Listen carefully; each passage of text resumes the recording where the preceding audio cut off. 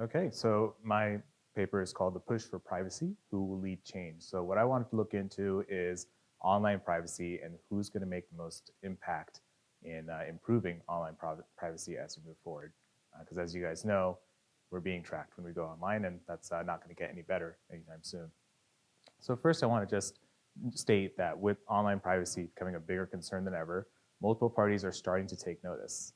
So like I said, more than what you explicitly provide is being tracked, and this has been growing ever since the web got started. There are now so many different tools that these companies can use. There are so many vectors they can use to track you. It's not just about cookies anymore. It's not just simple JavaScript. There's a lot more going on. And with this, they can figure out your demographics, your financial situation, personal issues you have. You can figure out what kind of pet you have. All this data that can be used by advertisers or more nefarious actors to target you down the line. And so I want to define the goal of privacy as being control over your information, both what is gathered and also how it's gathered. And people have started to take notice. Scandals like data breaches with Equifax, where a huge portion of the US population was affected, or Cambridge Analytica, which showed how this data could be used by potential bad actors, has really brought this into the public consciousness. And so there's still room for growth in this awareness, and there's still an existing upward trend. So just some quick stats, you'll see 86% of the US believes that data privacy is a growing concern, and 40% don't trust companies to use their data ethically. And there's 63% who find connected devices creepy. And what's interesting, though, is that only half of them know how to disable this data collection. So clearly, people are aware that this is a problem, but they don't really know how to deal with it, but they're making enough noise that governments and companies are starting to take notice and start to take steps. So what I wanted to figure out is, well, which entity is going to have the most impact moving forward? What I believe is that online privacy is going to be pushed the most by government regulation, although these other parties will still play a role. So the three that I wanted to consider were open source solutions, for-profit companies, and the governments, of course. So with open source solutions, I'd like to start out by taking a look at the issues that they've been having in order to further their mission. So they have good alternatives, but they really lack resources.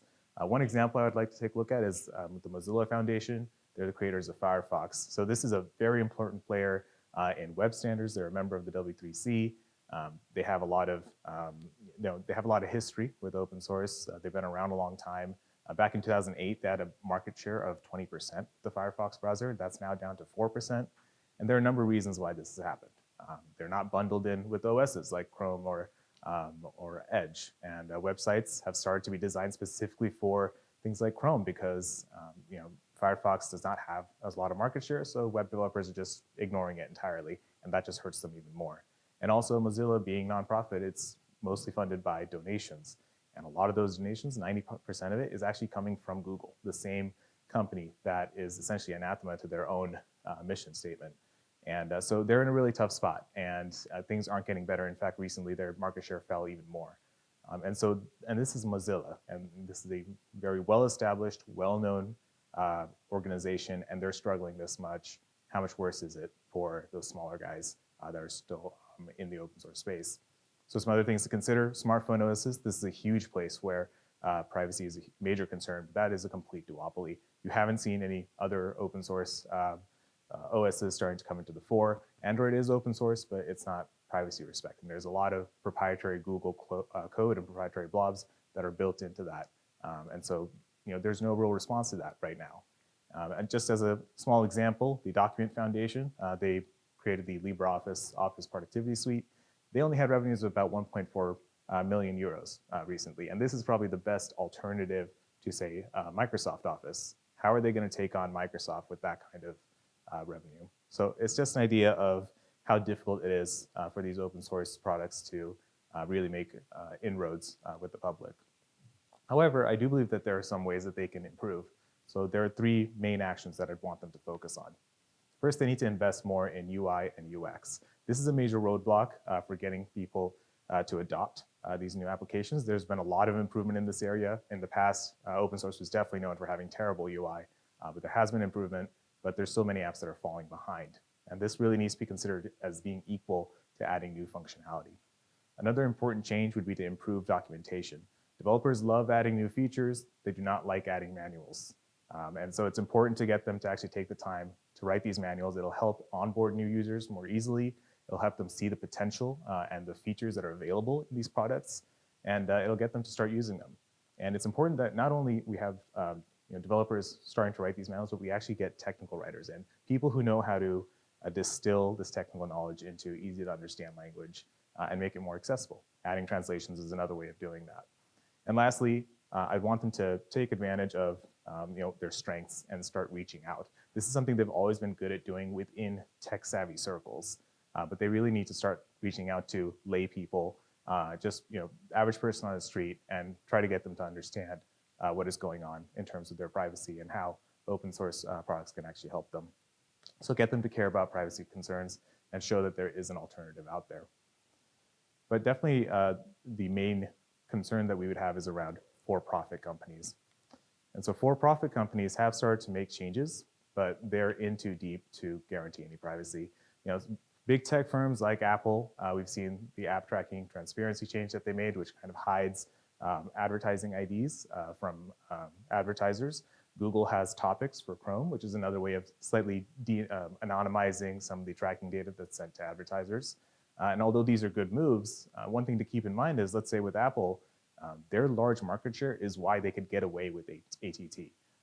Because they were so big, they could make this kind of change and still get the revenue that they needed, still have advertisers clamoring for their platform, and still get the benefits of being able to say, hey, we're looking out for you, we're looking out for your privacy. This was an option for a big company like them. And just as an idea of how entrenched some of these companies are with advertising, take a look at Meta. Meta is a huge company. They have so many different ways that they could have been trying to get revenue, but a change like ATT cost them $10 billion in their revenue. And this is a big company. Smaller companies are even more focused on advertising. They're gonna get hurt even more. Looking at Google, they have the Manifest v3 change that's coming to Chrome. This essentially defines a little bit how extensions are going to be used. And one of the changes that they're making is going to result in ad blocking being more difficult. That's going to hurt privacy efforts in that way. And the reason they're doing that is because Chrome makes a lot of money off of advertising. And so, when they have this very dominant market share with their web browser and they're able to make these kinds of changes, it hurts everyone. And the reason they have to do it is because they're completely reliant on this advertising. And the thing is, it's not just these big companies, it's the whole web. We're so used to the web being free to use, and the reason for that is because there are ads everywhere. And if we don't have tracking, that means there's less ad engagement, it means there's less revenue, and you start having paid models, and people are not so, it's not easy to convince consumers to start paying for a service that used to be free. And one thing that I noted, I talked to someone at Criteo, and they started talking about how, okay, well, let's say, companies like Google start to change the way their browsers work, start to ban third-party cookies, things like that. It doesn't matter. Ad tech firms have long since figured out how to track you in multiple different ways. They don't need cookies. They don't need. They can do probabilistic modeling. They can look at hashed email addresses. They have other ways to look at it. So even if these big tech firms start to make some changes, ad tech firms are way ahead of them, and it's not going to be a problem for them. But there is a way for these companies to start to make changes. And I talked to one of the head of product, platform, and ecosystem at Stripe, and he said that the most important thing is to make privacy a pervasive front-of-mind ideal, and through that, build a privacy culture. Making it a criterion that you consider in every decision you make is the only way you're going to be able to create the huge change and in your company, change your revenue model, change the way you approach the business. And this commitment has to start at the top. It's the only way you're going to get over the big inertia that comes with making big changes. Another important thing to consider is to minimize data usage. So gathering only as much data as you actually need and making sure that you get user consent for that data. Because this is not only good for the user, because they can trust you more and they know what they're actually giving up. It's also good for you because maintaining all this data is expensive. These data centers are also expensive. And if there is a breach, for instance, that's less sensitive data that's going out in the world, and it's a slightly less negative news story that you have to deal with. And as I said, users also are going to trust you more because they not only know what they're giving up, they know exactly how it's being used, and they know that they can take you at your word.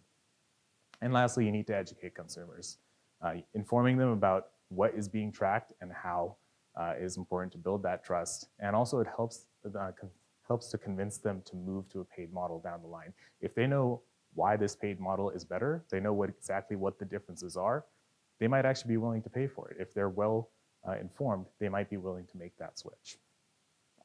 Then the last one thing that causes for-profit firms to start looking at privacy is, of course, looming legislation. It's out there, it's coming, and so that's another reason for these firms to start caring about it. So let's talk a little bit about legislation. So privacy regulation continues to grow globally, but it's plagued with enforcement issues. Now, most countries actually have some kind of privacy legislation right now. The most famous of these is, of course, the General Data Protection Regulation, or GDPR, which was adopted by the EU 2018. Some of the provisions in it, they require clear justification for gathering data. You have to use it only for the purposes that you stated.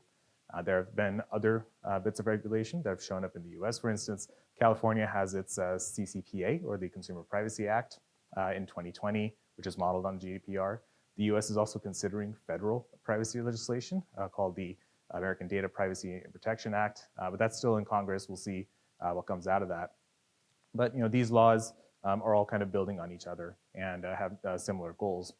And they've also seen similar issues when it comes to actual implementation. The main problem is regulators just don't have the resources to go after all the violators out there, especially compared to these large firms. These large firms have such deep pockets that they can always stay ahead, keep the cases in courts, and they don't see penalties that they should be seeing. And even when there are fines, the fines, especially in the beginning, tended to be relatively small. A few million, that's just not a big deal for these large firms. And it's only more recently that we've started to see fines pick up in both frequency and in magnitude. There have been fines against, say, Amazon or Meta that have been in the hundreds of millions. But even those fines end up being stuck in court. There's huge delays, and there's just other ways for these companies to start making this not worth the regulators' while. And in all this happening, because regulators are forced to go after the big fish, the little guys, the little violators get to just escape entirely. And so there have been considerable enforcement issues with this. However, there is a way for future legislation to address these workarounds and this ineffective enforcement. And the first thing is to not put the onus on consumers. Something that's in common with a lot of these legislations is that notice and choice principle is built into a lot of them. So that essentially says that you have to let people know what you're tracking and then give them a chance to opt out. And the default is to opt out. And that really puts the onus on the consumer to be informed in what they're what's actually being tracked, and they need to make the decision to go and attempt to opt out. And so this disadvantages the less informed, and it encourages dark patterns. I could go and put all this data in a tiny privacy policy that's hidden away, write it in really obtuse language, and you can't tell what I'm actually tracking. Or I can make it really difficult to find the setting that allows you to opt out. And all these are perfectly fine things for a company to do. And that's really putting the consumer at a major disadvantage. And it's important that this legislation holds companies' own policies to task, rather than putting the onus on the consumer to have to actively protect their own privacy. Another important change would be to guarantee a PRA. This is a private right of action. Essentially means that individuals can go after companies that they believe are violating privacy laws. And a major reason for this is that government funding is tight. Like I mentioned, there's a reason that smaller violators are being able to avoid the radar, and this allows individuals to go after them, so they might be able to go after these smaller regulators. Now, of course, an issue with that, you may end up with kind of a patchwork enforcement of the law with different courts, but this is not an issue that's unique to this legislation. It's happened with any other legislation that's come out, so I don't think that is an issue that can't be overcome over time. And lastly, although we do want to bring smaller violators to task, we do need to keep these smaller firms in mind. They don't have the same resources as large firms, and privacy compliance can be extremely expensive. So maybe an idea would be to exempt smaller firms from some of the most costly standards while still maintaining a baseline of requirements for all firms. And this will also ease regulators' burdens because they don't have to go after some of these smaller firms. They don't have to go after them for every rule on the books. Lastly, So like I mentioned, all three of these entities are making changes. They're trying to address this problem, but there are some serious headwinds for all of them. However, I feel that legislation is going to be the one making the key difference here.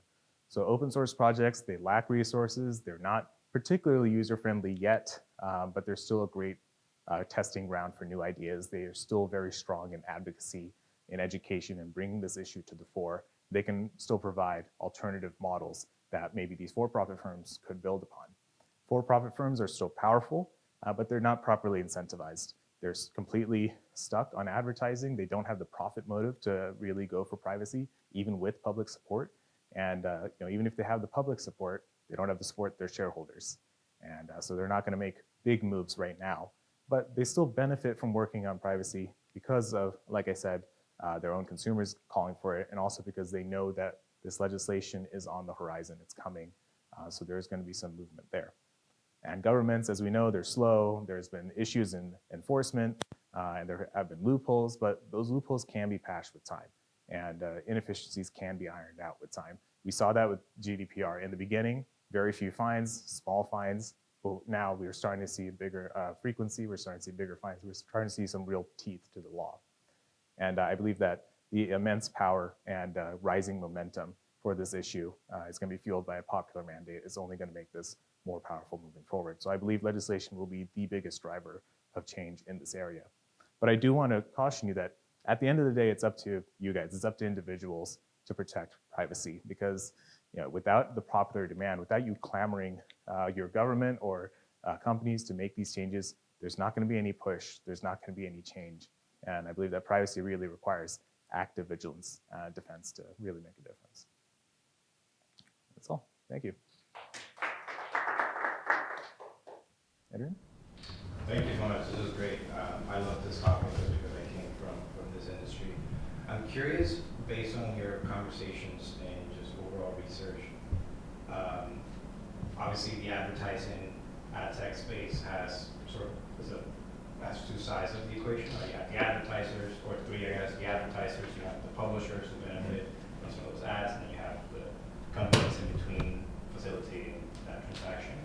And I often feel that conversations when it comes to privacy are, understandably so, are focused on sort of the advertisers and those ads, and then the companies that are creating the transaction, but then the publishers, small businesses that solely rely on those eyes that go to the sites, and the revenue generated from those ads are often sort of reflected. And one of the things that we dealt at Criteo, the company that I was at, was what happened to the small end of those publishers who rely. I'm curious if anything at all came up, especially over your general thoughts on how legislation, if you believe, is the biggest driver when it comes to protecting privacy and the consequences that will have. How and should they think about these small businesses, or do you think it's not necessarily on there? Sure. Yeah. I mean, I definitely agree. Some of these smaller publishers, they're definitely going to struggle with privacy being a concern. Like I mentioned, there have been some that have tried to move into a paid subscription model. You don't need ads anymore, but it's very difficult to get people to sign up for something like that. And I did talk to a director at Criteo, and we talked about exactly that issue. And it's been a struggle. It's still something that they're trying to navigate, how these publishers can make this switch, and also what kind of role will ad tech have moving forward with that. As far as legislation, I don't think they're necessarily going to be quite so concerned with that. I feel that legislation is probably going to be focusing more on the actual firms that are furnishing this data or are using this data in order to create these ads. So more the analytics side firms or the tracking side firms rather than the end user publishers themselves. I don't think that, I wouldn't go so far as to say that there will be a casualty of this push for privacy, but I do think it's going to be a difficult balance to strike. And some of them are going to have to take a hit and maybe even close down because of it moving forward. No? Thank you for presenting. This was great. The question I had was something you talked about earlier when you were just going through the second half, and it was about an opportunity for companies to really think about collecting data that's strictly needed. And I feel like that's an area that can have some gray areas. For for example, I think back to experiences when I've been prompted, accept cookies or not, we're going to collect X data to improve your service or improve this, or what that looks like. And I think that's something, again, like that can be kind of hard to define. I was wondering if you had some perspectives on like kind of what can help better define those bounds, or what are best practices to really define like what's strictly needed, because I think that is a very tough question. Yeah, there's no doubt that it's a tough question. There's no hard and fast rule that you can use for that. I think it really comes down to having a company-wide understanding and culture of privacy. If everyone else understands what this actually means, not just to them, but also to their end consumer, I think it'll be easier for them to come up with an idea of, okay, what data do we explicitly need to get this feature out the door? What is the actual MVP? What is the absolute smallest set that we could manage with? But I agree, it's not something that it's not something you can easily define as saying, okay, well, we're only going to track these 5 things. It's really going to have to come down to having a company-wide ethos of maintaining privacy, and you're going to have to really just use that as your guiding light.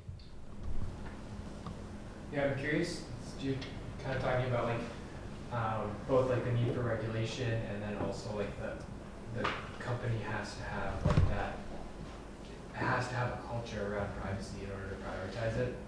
And I can see kind of, think about it like a carrot and a stick, the regulation and consequences can be kind of a stick in that case, but if that's the stick to help the company develop that culture, is there, like in your research or in your interviews, did anyone discuss like what the carrot could be? Like how do you, is there a way to align companies' incentives with? Sure. So we've started to see some change because people are starting to care about this. This tracking's been going on for a very long time, but it's more recently that we've started to see an upswell of, popular support for privacy. So that is definitely one carrot for them, is they want to appear more private. Apple is trying to use iOS as being more private than Android in some respects. So that is seen as a marketing, seen as a positive in their marketing. And so that's something that's more recent. So I think that is one of the carrots for them, is they believe that people are more likely to select their product because we protect your privacy better than the competitor. So that's one for them. And yeah, also it's just more of kind of a PR viewpoint as well. And then you come into, say, these data breaches that happen. It's awful embarrassing when a data breach happens, and obviously, you want to be known as being secure, but also when people find out what kind of data you have, that can be really damaging for a firm. So that's another thing that is causing some firms to rethink how much data they're actually keeping, what they're actually tracking as well. So over the last 15 years, 2 of the big areas that have driven an explosion of data being collected on individuals are search and the rise of social. Both of those in the last 6 months have kind of come under significant attack from kind of changes in patterns as well as new technologies. With search, it's obviously more of the AI-based tools, but on the social side, we're seeing folks retreat from the traditional platforms, either into content platforms or into what's increasingly group dynamics and group text chains and group chats. Like, do you see that as helping this problem? Like, just from a market correction of like, hey, if we're using less search, if we're using less social media, there's just less data being created, or is that wishful thinking? So in terms of, I'll split that into the search and the social. So when it comes to the search, even with the use of more AI tools, at the end of the day, what's going to happen is people's searching behavior is going to feed into whatever engine is used at the end, whether it's a search algorithm or an AI algorithm. So that data is still going to get used, and it's it can only be anonymized so much, or rather, the revenue model that's being used almost requires that the data not be completely anonymized if you want, say, ads or things like that. So, but in the case of, say, OpenAI, right, like they're currently developing an app which would take it out of a web browser, and their model is a subscription model, not an ad-based model. yeah. Like, does that just essentially? So that is, so with respect to that, it's definitely, it can help in that it is, you're paying for the actual service itself, so you don't need to send ads. It may maybe potentially limit the kinds of data that they're tracking from you, But at the end of the day, the responses you're giving to their chatbot, let's say, that's going to help them improve the chatbot in the future. So there has to be some kind of understanding that your data is still going to be used. Now, the nice thing about that is if they can make it explicit what precisely is being taken and how anonymized it is, that could be a way to at least give me a better confidence in the way I'm using it, and give me confidence that there is some kind of consumer contract, explicit or implicit in place. With respect to social, I don't think I can say quite as much about this one, but when it comes to, say, these chat, if people moving more into chat, those apps are still, you can't be 100% certain sometimes. Just because it's end-to-end encrypted, you would expect firms can't always see what's being written in there, but we've known things like, say, Messenger, for instance. We know Messenger, I believe, had a scandal about the way they were using the microphone in your phone. So even when you had the microphone disabled. So things like that are still an issue. I don't think we're going to see privacy stop being an issue in the future. I don't think either of these are really solutions or are going to completely stop the discussion around it. But I wouldn't even say necessarily it's a step in the right direction. It's just a lateral move. It's just a different way of tracking, a different way of this being an issue. Yeah, my understanding is that Facebook's been relatively frustrated because WhatsApp is end-to-end encrypted, which has really negated some of their efforts to track users on WhatsApp, which would, Apple's changes have made been the leader of why their revenue's down. That's also played a significant role going forward. It's an interesting space. I mean, my last question would just be, should we have privacy? There is a debate among folks that I understand in DC and other places around as you look at tragedies that are happening, you look at terrorism, you look at kind of current explosion of mass shootings, they're oftentimes either orchestrated or inspired online. Like, there's an argument to be made that maybe privacy isn't a good thing. I would take it that you're someone who disagrees. Yeah, I mean, it's definitely a tough question. It comes down to an ethical and philosophical question at that point. Trying to balance the benefits of having privacy and some of this, these social benefits of not only just, if you want certain kinds of technology, you need to give up some data to them, and also these safety benefits that could come. Yeah, it's a tough question. It's something that people are going to have to determine for themselves and vote with their dollar and with their ballot in terms of what is the right thing. For me personally, I would err on the side of more privacy. I think it's easier to exploit a lack of privacy. I think the safety we get is not as great as the danger of having all this data out there, for me personally, but it's not a decision that I think should be necessarily made for everyone. It should be an individual choice. Yeah. All right, thank you.